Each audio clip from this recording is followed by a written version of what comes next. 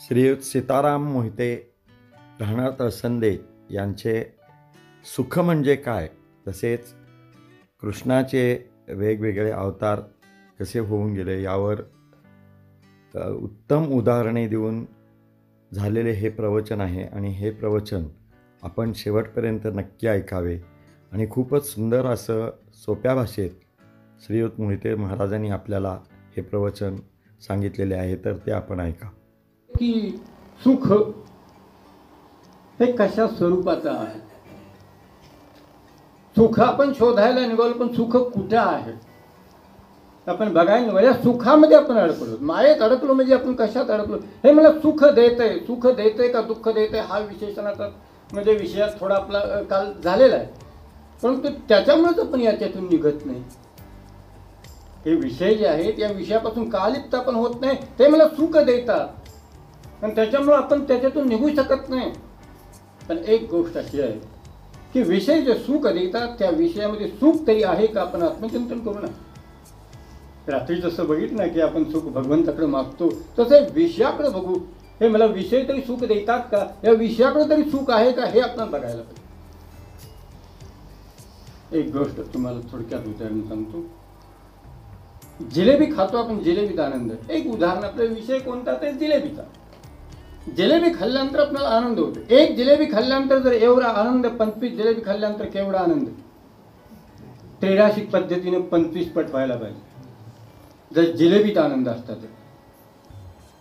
पण पहिली जिलेबी खाल्ली, दुसरी खाल्ली, त्याच्यानंतर 9वी 10वी ज्यावेळेला जिलेबी खाईल त्यावेळेला पहिल्या जिलेबीची चव तिच्यात नसणार. आणि 20वी खाल्ली तर जिलेबी खातोय का माती खातोय कळणार. त्याच्यातून पुढे जर 25वी खाल्ली तर आतल्या पण जिलेबी बाहेर निघते. मग जिलेबीत सुख आहे का, सुख कुठेतरी दुसरीकडे आहे. विषयात सुख असतं तर तेच विषय, तो विषय मला सदोदित त्याने सुख द्यायला पाहिजे. जर जिलेबीत सुख आहे ना, मग ज्या आचारानं पहिली जिलेबी केली त्याच आचारानं 25वी जिलेबी केलेली होती. जर जिलेबीतच सुख असतं तर पहिली जिलेबी जशी लागली, जशी मला वाटली तशी 25वी सुद्धा वाटली पाहिजे. याचा अर्थ सुख विषयामध्ये नाही आहे, सुख कुठेतरी दुसरी आहे. त्याचा शोध आपण घ्यायला पाहिजे. त्याच्याही पुढे सांगतो, नाही हे थोडंसं पटलं उद्या. म्हणजे मी शंका प्रत्येक वेळा घेतो, थोडंसं नाही पटलंय. दुसरं एक उदाहरण बघ. एका गावामध्ये एक मनुष्य उभा आहे दारामध्ये आणि त्याचा 12 वर्षाने एक मित्र भेटायला येतो. भले विषयामध्ये सुख आहे, आपण म्हणतो विषय भेटल्यानंतर मला सुख आहे असं वाटतं, पण विषयामध्ये सुख तर नाहीच नाही, उलट विषयामध्ये दुःख आहे. हे ज्यावेळेला आपल्याला कळेल त्यावेळेला तर आपण या मायेपासून परावृत्त होऊ ना. म्हणून उभा आहे आणि त्यानं बघितलं आपला 12 वर्षाने मित्र येतोय म्हणला तर एवढा आनंद झाला त्याला. आणि तो पळतच गेला दारात आणि त्याला मिठी मारली आणि आनंद असतो आले. मिठी मारल्यानंतर दोस्त 12 वर्षांनी भेटल्यानंतर अगदी ओक्साबोक्षी रडल्यासारखं त्याला हुंदकी आली. इथं त्याला आनंद देणारा जो विषय आहे तो कोणता, मित्र. मित्राने त्याला आनंद दिला होता, एवढा आनंद दिला होता, खऱ्या अर्थानं आनंद दिलेला होता. तो काही खोटा आनंद होता का, आनंद खरा होता, आनंद अश्रू आलेले आहे. आणि मग बोलत बोलत ते घरी आले. घरी आल्यानंतर बसले, चहा पाणी अमक तमक हे सगळा झाला विभाग. आता मात्र डोळ्यातले अश्रू आटले. वास्तविक विषयामध्ये आनंद जर असतात, जर ज्या विषयामुळे मला आनंद झाला तो विषय मघा तर दारात होता, आता तो विषय माझ्या घरात आहे. वास्तविक विषयामुळे आनंद द्विगुणित व्हायला पाहिजे. कारण जो मला आनंदाला कारणीभूत विषय जो झाला तो विषय मघा तर दारात होता आणि आता कुठे आहे, आता माझ्या घरात आहे. माझा आनंद वाढायला पाहिजे होता, पण आनंद न वाढता उलट कमी झाला. एक वेळ कमी झालेलं परवडलं. मी सांगतो आनंद कमी झाला चालेल, पण 1 दिवस झालं, 2 दिवस झालं, 3 दिवस झाले, पण तो मित्र काय जायची भाषा बोलेना. आता पहिल्या दिवशी जी उठाठेव केली, हा पाण्याचा तांब्या घ्या, हा चहा घ्या, हे जेवण जेवा असं म्हटलेलं, दुसऱ्या दिवशी राहिलं नाही. तिसऱ्या दिवशी त्याच्यापेक्षा कमी आले. 4थ्या 5व्या दिवशी चला आपण रानात जरा फिरून येऊ, म्हणून हळूहळू मित्राला रानात न्यायला चालू केलं. असं होता होता महिना 2 महिने होऊन गेल्यानंतर एका दिवशी त्या मित्राबरोबर विषय काढला याने, नव्हे तू जाणार आहेस कधी. रडला होता ते काही खोटं रडला नव्हतं. मला का सांगायचं आहे की ज्या विषयामुळे आनंद झाला तो खोटा नव्हता. तर त्यावेळेस त्यानं सांगितलं की असं आहे म्हणला की माझं पत्नीचं आणि मुलाचं झालं भांडण, आणि ते सारखे म्हणायचे तुम्हाला कोण सांभाळते पाहू, पण मी त्याला सांगूनच आलोय आयुष्यभर सांभाळणारा माझा एक मित्र आहे त्याच्याकडे मी चाललोय आणि म्हणूनच मी इथं आलोय. म्हणल्यानंतर त्याला अर्धचंद्र धावला. अर्धचंद्र धावला याचा अर्थ मानगुटीला असा हात लावला आणि हा गुडघा लावून त्या विषयाला मित्राला बाहेर हाकलला. कुठे आहे सुख? मात्र स्पर्शास्तु कौंते सुख दुःख दाह आगम अपायनु अनित्या तांस ते क्षस्व भाय. ते अनित्य आहे, अनित्य आहे, आगम अपायनु, येणार आहे जाणार आहे.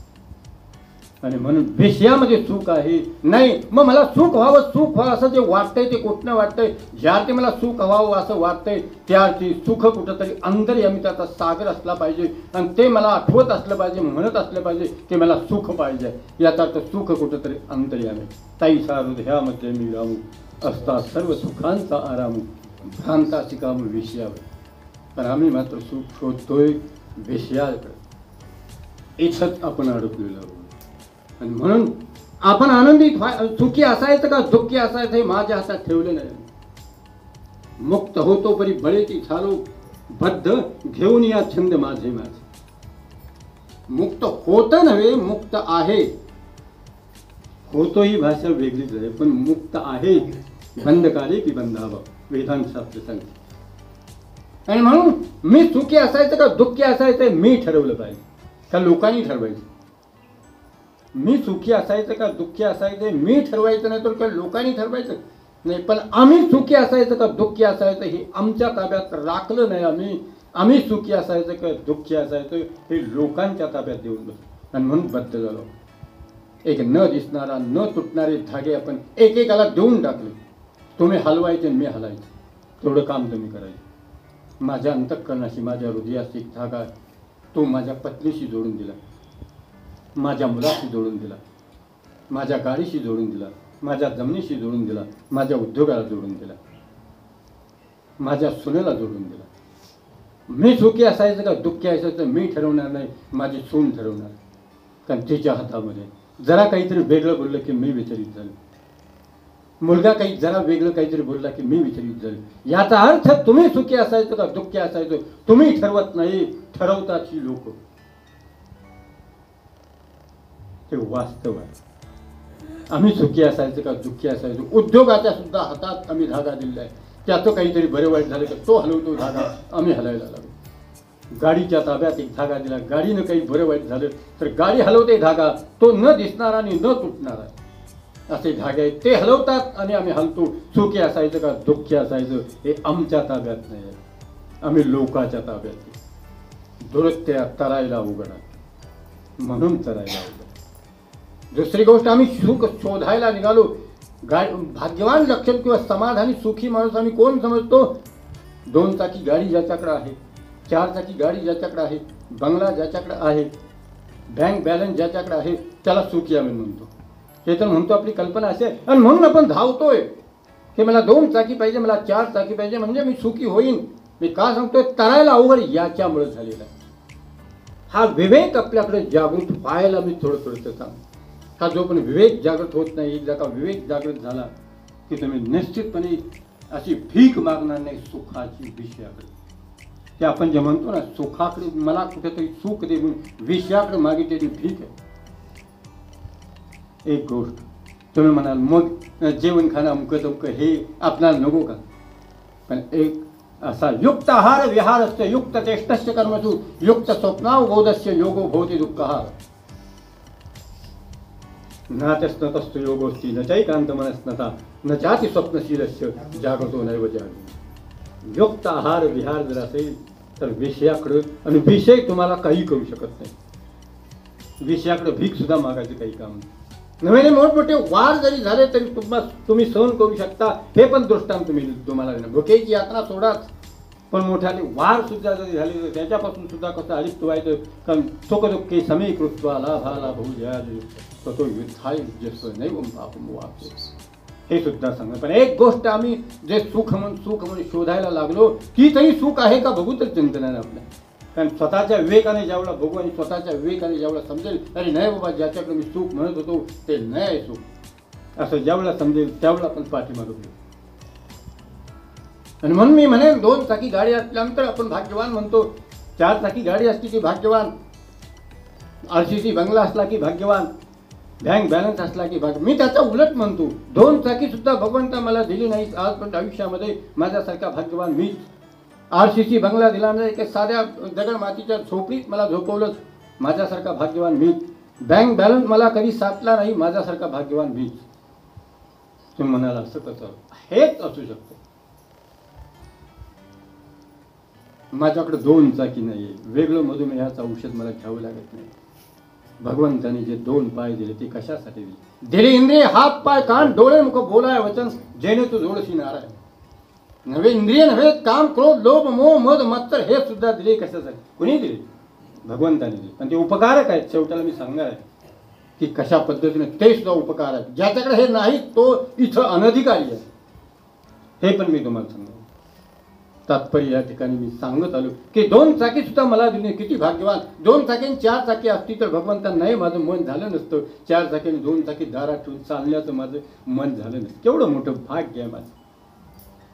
का भाग्यवान म्हणून आपल्याला 5वी 4थीत मुलगा आहे तोपर्यंत ते पाय बांधले जातात आणि त्याला 2 कृत्रिम पाय दिले जातात आणि आयुष्यभर 2 कृत्रिम पायावर चालतो, परिणाम भोगावी लागते. भगवंतांनी सांगितले की ज्याप्रमाणे देवान भावयंतान काय ते देवा भावयंतो, देवान भावयंती ते देवान भावयंतु वहा, परस्परम भावयंत श्रेय परम वाप्यता. देवांची आपण उपासना केली तर देव आपली उपासना करते. हे निसर्गाचं तत्व आहे बघा. एवं प्रवर्तितम चक्रम न अनुवर्तती य अघायु इंद्रिया रामो मोघम पार्थ सजीवती. हे जे चक्र आहे त्याचं अनुकरण जो करत नाही तो मोघम पार्थ सजीवती, त्याचं जीवन मोघम आहे. देवान भावयेतान ते देवा भावयंतु वहा. याचा अर्थ ते देव कोणते? मी तुम्हाला देव याची संकल्पना सांगितली. देव म्हणजे असा कोणीतरी मूर्तीरूप येऊन किंवा कोणीतरी जनाबाईचं जातं जोडू लागला तसं तुमचं काहीतरी हातातलं काम करून किंवा लिखाणाचं काही काम करेल अशातली बाजू किंवा अशातली संकल्पना आपण सोडून द्यायला पाहिजे. देव याचा अर्थ इथे मी तुम्हाला सांगेन निसर्ग म्हणजे देव. त्याच्याही पुढे वेगवेगळ्या व्याख्या आपल्या देवाच्या संकल्पनेनं पुढे मी करणार. कारण तू मी जे मला शरण येणार येतो तो त्या ठिकाणी म्हणून मी भगवान सांगणार आहे त्या ठिकाणी तो भगवान सुद्धा कसा आहे. इथं एकच प्रश्न असा आहे की जसं निसर्गाच्या दृष्टिकोनातून आपण जर निसर्गाच्या विरोधात जर वागायला लागलो तर त्याचे परिणाम आपल्याला भोगावे लागतील. कशासाठी दिले पाय? चालायसाठी. नव्हे नव्हे, हे चालणं जे आहे पाय एवढ्याच वेगळा व्यायाम करायला लागू नये म्हणून. का? निसर्गाने दिले तुम्हाला वेगळा व्यायाम करायला लागू. चालणं एवढाच एक व्यायाम मनुष्याला दिला. पाय दिले. कुठला प्राणी हत्ती घोडा कुठं व्यायाम करतेला ग्राउंडवर दिसतो का?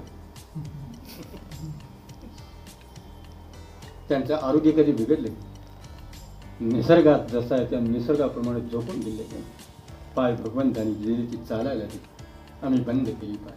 का होणार? निसर्गाप्रमाणे वागलो. तसं जे प्रदूषण काही व्हायला लागलं आम्ही निसर्गाप्रमाणे वागलो नाही. देवान भाव येताना ते देवा भाव येतो. एवं प्रवर्तितम चक्रम जर न अनुवर्तकीय, जर याचं अनुकरण करणार नाही मोघम पार्थ सजीवती. अरे मनुष्या तुझं जीवन मोघ आहे, व्यर्थ आहे. हे भगवंतांनी भगवद्गीतेमध्ये इथं पर्यावरण आम्ही सांगितलं अशा ती बाजू नाही. 5000 वर्षापूर्वी भगवंतांनी पर्यावरणाचा संतुलनाचा विजय सुद्धा या ठिकाणी घेतली आहे. आणि म्हणून म्हणत असताना मी सांगितलं की त्या पद्धतीने काम म्हणून 2 चाकीचा मला मिळून तुम्ही म्हणता 2 चाकी मला मिळाली नाही, 4 चाकी मला मिळाली नाही, मी किती दुर्भागी. नव्हे, आपण भाग्यवान आहोत. म्हणून बघण्याचा दृष्टिकोन फक्त बदलायचा आहे, जग बदलायचं नाही. आपल्यामध्ये बदल करा.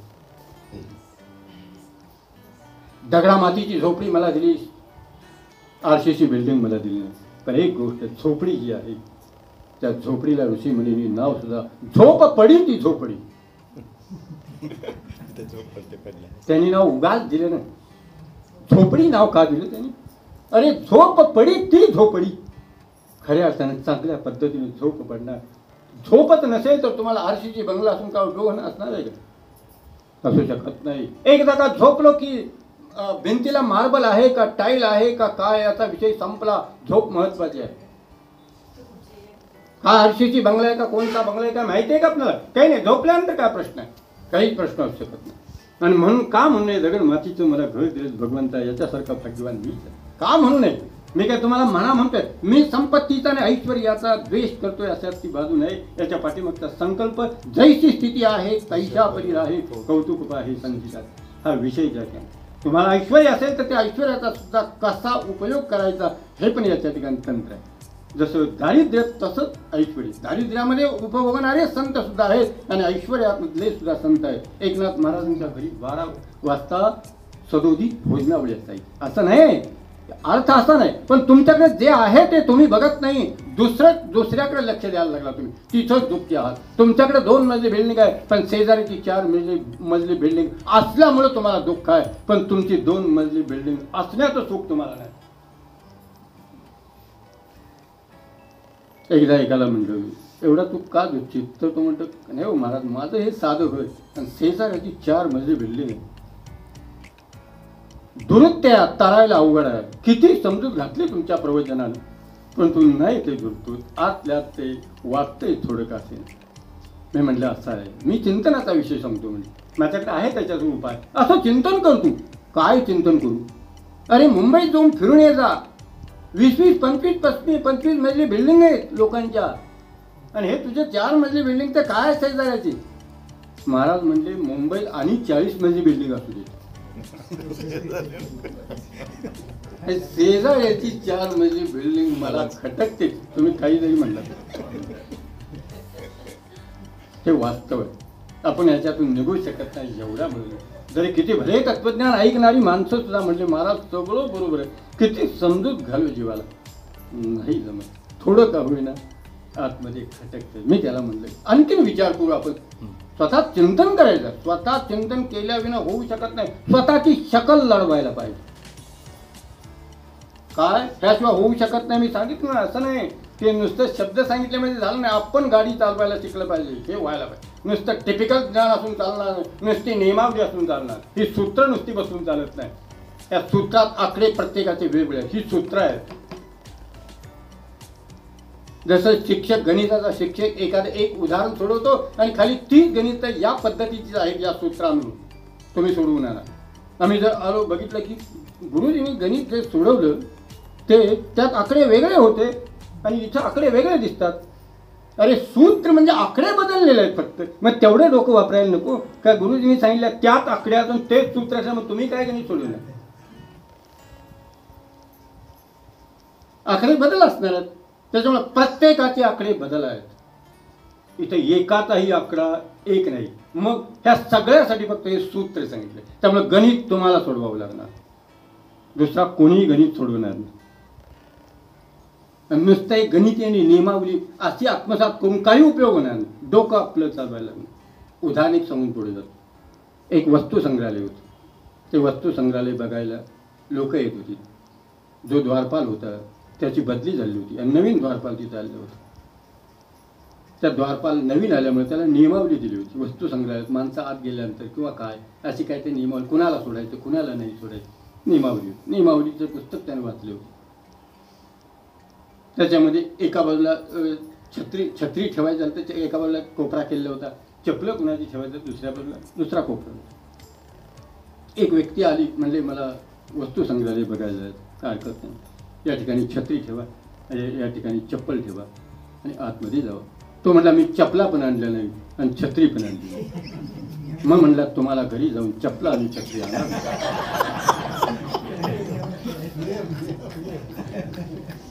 अहो म्हटलं असं आम्हाला विचारायचं की तर काय सांगितले नियमावली? या कोपऱ्यात छत्री ठेवल्या विना आणि या कोपऱ्यात चपला ठेवल्या विना प्रवेश नाही. तुम्ही या ठिकाणी छत्री ठेवली का? नाही ठेवली. इथं चपला ठेवल्या का? नाही ठेवल्या. इथं काय सांगितले?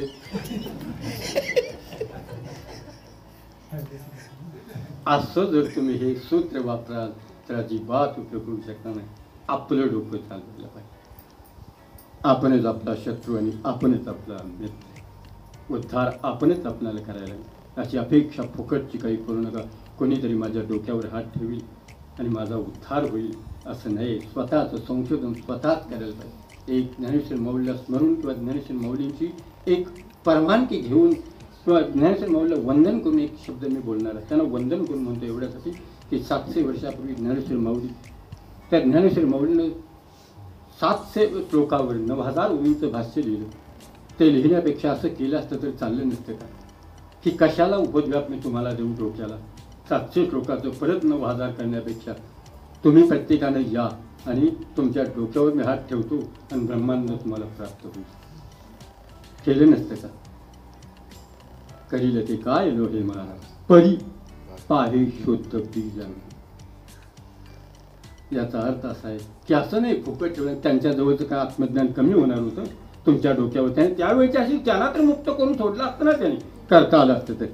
पण तसं नाही. 700 श्लोक आहे. मी भाष्य लिहिणार 9000 वर तुम्ही वाचायचं आणि तुमचं कल्याण तुम्ही करून घ्या. मी डोक्यावर हात ठेवलं तो होऊच शकत नाही. म्हणून मी सुरुवातीला म्हणलं की माऊलीला वंदन करून मी थोडा शब्दात बोललो. वास्तवात तुम्हाला समजवण्याचं किंवा तुम्हाला समजावं असं एक माझं आंतरिक मन किंवा भाव आहे. म्हणून मी तुम्हाला हा एक उद्देश सांगितला. आणि म्हणून मी तुम्हाला सांगतो त्या ठिकाणी की असं जे आहे ती नियमावली अशी करून चालणार नाही. मग दुसरं उदाहरण मी सांगितलं की झोपडी जी आहे ती जसं घर तुमचं आहे त्या ठिकाणी तुम्ही आनंदीत राहू शकाल.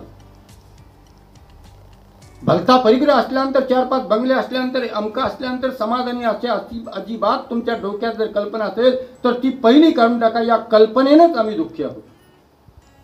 वास्तवात त्या ठिकाणी काही सुख नसतं. पण आयुष्यभर आम्ही या कल्पना करीत आणि त्या सुखाच्या मागच धावत आहोत.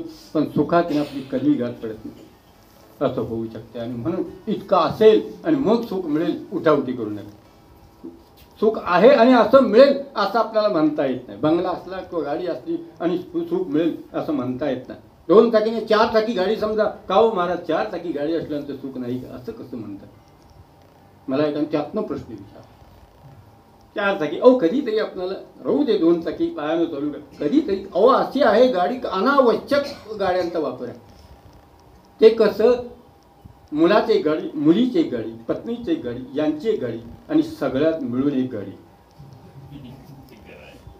मी म्हटलं हे आता सगळ्यांच्या एक एक गाड्या असताना आणि ही आणि गाडी कशा. ती गाडी पण कापड झाकलेली होती बरं का.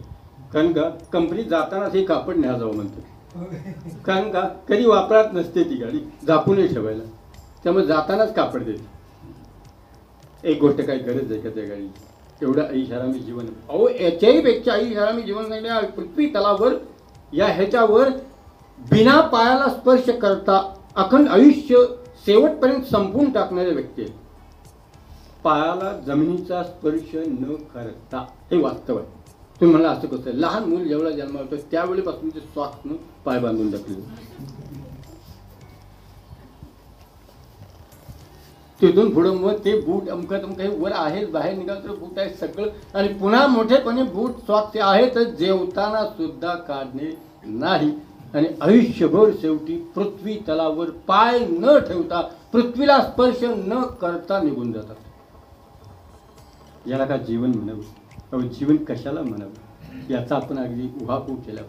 आम्हीच आपल्या मुलगीला लग्नाच्या वेळी म्हणतो असं स्थळ पाहिजे कसं स्थळ पाहिजे. जेवणाला बाई भांड्याला बाई काम करायला बाई सगळं त्या ठिकाणी असेल तर आमची मुलगी द्यायची. मग करायचं काय. काम काय करणार. काही काम करणार. मी सांगतो म्हणजे वास्तव आहे. तुम्ही काय करणार. करणार काय. भगवंतांनी जो कर्मयोग सांगितला कुठे राहायचा कर्मयोग. मी काही वेळा विनोदानं म्हटलं की भांडी घासायला बाई जेवण करायला बाई असं जर असेल आणि त्या बाईला समजा जर मधुमेह वगैरे असा आजार झाला डॉक्टरने जर फिरायला सांगितलं मॉर्निंग वॉक तर अशी अपेक्षा करायची पाळी मॉर्निंग वॉकला सुद्धा बाई. याचा अर्थ आपल्याला मॉर्निंग वॉक जमत नाही मग कुठली तरी बाईच समोर मॉर्निंग वॉक करणार आहे बाई. एवढं असं चालेल का आपल्याला. चालणार नाही. मी सांगितलं का की हे जीवन आहे. तुम्ही काम करायला नाही. कशाला हात पाय आपल्याला दिले. आपण काम करायला पाहिजे ना. कर्म तो आहे कर्मण्येवाधिकार असते मा फलिष्यता. आणि हे जे आपलं आयुष्यात जे दिलेलं भगवंताने काम करीत असताना निरपेक्ष व्हायला काम कुठं करतोय असतात ती वास्तव झाली. आणि तो कर्मयोगाचा कसा अनुभव आम्ही घ्यायचा घेता येईल आपल्याला घेताच येऊ शकत नाही. आणि म्हणून मी सांगतो ना की त्या पद्धतीने सुख बघायला लागलो, बंगल्यात गाडी धमक्यात धमक्यात सुख आपण बघायला लागलो. पण एवढी सुखाची जी साधनं आहेत, बंगला मिळेल, गाडी मिळेल म्हणजे मला सुख मिळेल असं वाटतं. मी दुसरं उदाहरण सांगितलं की 4 चाकी गाडी असेल तर मी भाग्यवान, पण मी म्हणतो 4 चाकी नसेल तो भाग्यवान. मग मला सांगितलं असं नाही महाराज, कुठेतरी पंढरपूरला जायचं, ह्याला जायचं, 4 चाकी असेल समजा कधीतरी महिन्यात 2 महिन्यात नसे ना, पण आपण गेलं तर तेवढं चालणार का, तुमचं थोडंसं चुकतंय मला. त्या म्हणले ही गाडी केवढ्याची, ते म्हणते 10 लाखाची गाडी. 10 लाखाचं व्याज किती होणार, त्याच्यात एक महिन्याला प्रत्येक महिन्याला जरी तुम्ही फिरून आला तरी ते संपणार नाही. तर तो म्हणला तसं नाही, आपली ती आपली आणि गाडी दुसऱ्याची ती दुसऱ्या, त्यामध्ये आनंद वाटत. इथं मी तुम्हाला सांगालो की आनंद घ्यायचा कसा. प्रत्येकानं आपल्या जीवनाचं संश्लेषण असं केल्याविना तुम्हाला सुखाची प्राप्ती होऊ शकणार नाही. आपला शोध आपणच घ्यायचा. ज्या सुखापाठीमाग मी धावतोय ना त्या सुखाला पकडायचं आहे आणि तू खराच आहेस का हे शोधायचं. माझ्यासारखा म्हणजे कशाला गाडी समजा 7-10 लाख आहे, त्या 10 लाखाच्या वेगात फोन केला की गाडी दारात येते. सुख आम्ही सोडायला कशाच्या पाठीमागे लागलो हे सांगतो, दुःखाच्याच पाठीमागे. गाडी दारात येते, दारात आल्यानंतर महाराज आठवलं की सांगा, तो पण तो पुसतो. पुसणारा मालक का बसणारा मालक. गाडी पुसणारा मालक का हा बसणारा मालक, घ्यायला कळत. झालं आटपल्यानंतर तो म्हणतो बसा, आपण बसतो. मागं बसणारा मालक का पुढे बसणारा मालक. आपण मागं बसणार, त्याला म्हणणार इकडं चल तिकडं चल, बोट दाखवणारा आणि त्याची आज्ञापालन करणारा मालक का मागं बसणारा मालक.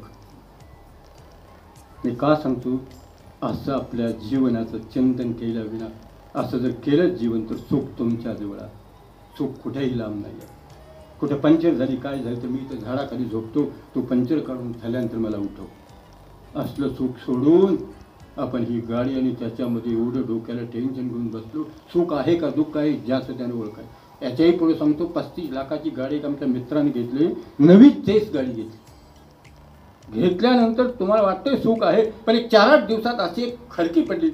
आता मधली स्टेप अशी निर्माण झाली, थोडंसं जनावर थोडासा माणूस. एकदम काय उडी मारेल का जनावरातलं माणूस, असा होत नाही. मग थोडंसं जनावर झालं, थोडासा माणूस झाला, असलं काहीतरी निर्माण झालं. मग आमचा अवतार सांगतो असं एक तयार झाला अवतार, तो म्हणजे नर शिंग. म्हणजे थोडंसं जनावर आहे, थोडासा माणूस आहे. आणि मग त्याच्यानंतर डार्विन म्हणतो गोरिल्लासाठी वामन बुटक्या रूपाची माणसं वानर तयार झाली, त्यालाच आपण इथं म्हणतो की वामन अवतार. आणि मग कृष्ण अवतारापर्यंत उच्चतम पुरुषापर्यंत वानराचा माणूस झाला. मी त्याच्याही पुढे म्हणेन की या वानरापासून जो मनुष्य झाला, वानर जर झाला तो त्याचा आपल्याला आता इथं व्हायचं आहे काय, इथलं माणसापासून दुसरे काय व्हायचं नाही तर वानर. वानराचा काय झाला, वानर. याचा अर्थ वानर म्हणजे पुरुषोत्तम. मी शब्द जरासा फोडून वापरला. वानराचा काय झाला, वानर. वानर अशातला वानर. वानर याचा अर्थ उत्तम पुरुष. हा जो भगवंतांचा पुरुषोत्तम अवतार. तसं त्याच पद्धतीने जसं ऐकून आला भगवान, अशा पद्धतीने इथे या ठिकाणी असा भगवान श्रीकृष्णाच्या रूपामध्ये अवतार. जसं विज्ञान सांगतं त्याचप्रमाणे अध्यात्माच्या दृष्टिकोनातून जातात. आता एक गोष्ट अशी आहे, म्हणून भगवंताला शरण जायचा प्रकार मी तुम्हाला सांगणार. कसा मला शरण, असा जो आलेला आहे भगवान, तो एक मासा ते मानसा प्रगती झाली. हे म्हटलं सोडून देऊया. आता प्रगती होताना मासा ते मानसा, मासापासून माणूस तयार झाला.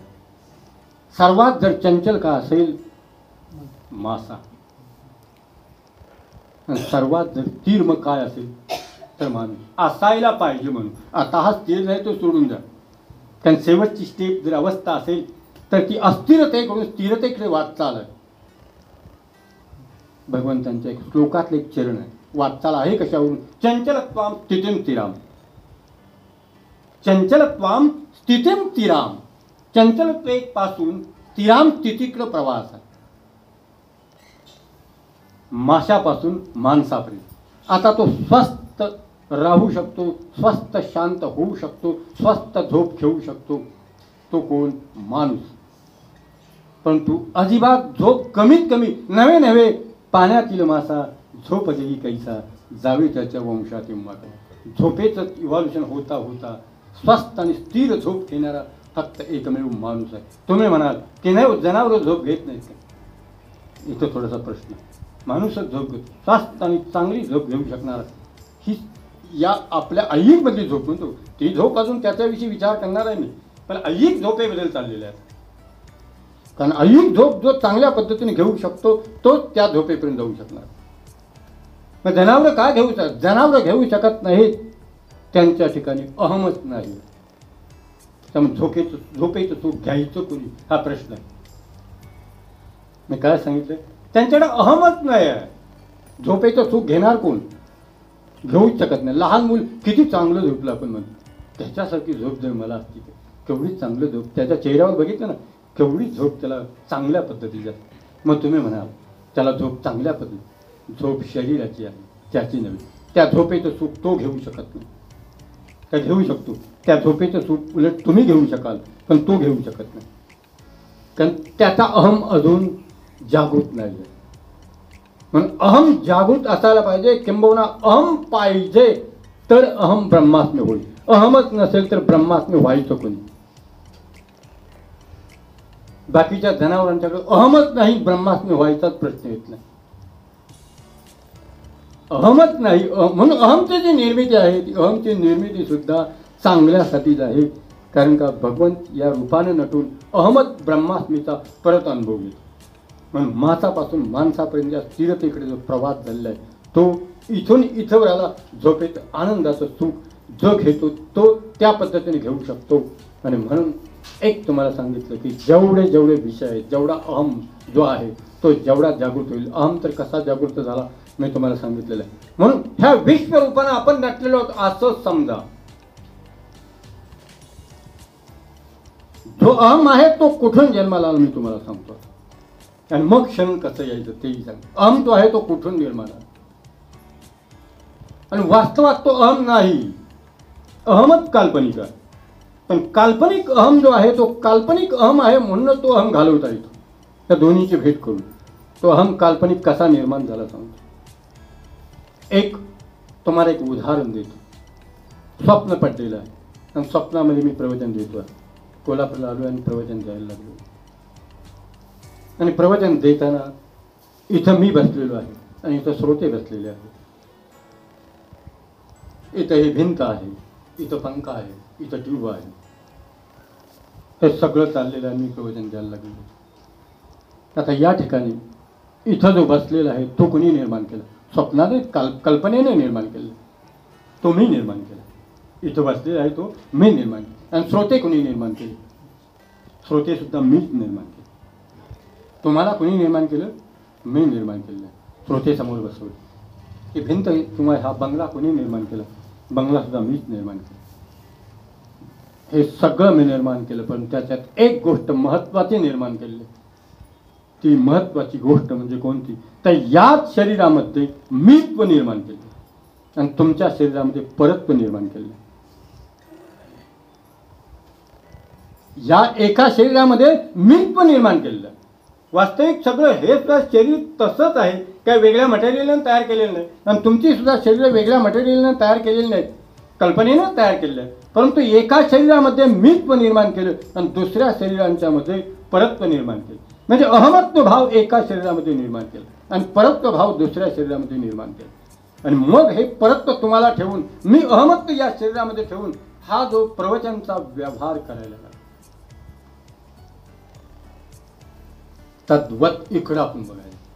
हे शरीर आणि तुमचं शरीर याच्यामध्ये फरक नाही. तुमचंही शरीर मीच निर्माण केलं. पण या एका शरीरामध्ये अहमत्व निर्माण केलं आणि तुमच्या शरीरामध्ये परत्व निर्माण केलं. या शरीरामध्ये अहमत्व निर्माण केलं आहे आणि तुमच्या शरीरामध्ये परत्व निर्माण केलं आहे. आणि हा प्रवचनचा कार्यक्रम चालू आहे. याचा अर्थ अहम कुठं आहे आणि मी कुठं आहे हे आपण बघायला निघालो. तो मी कसा आहे आणि कशी निर्मिती मीची झाली हे या पद्धतीने सांगितलं.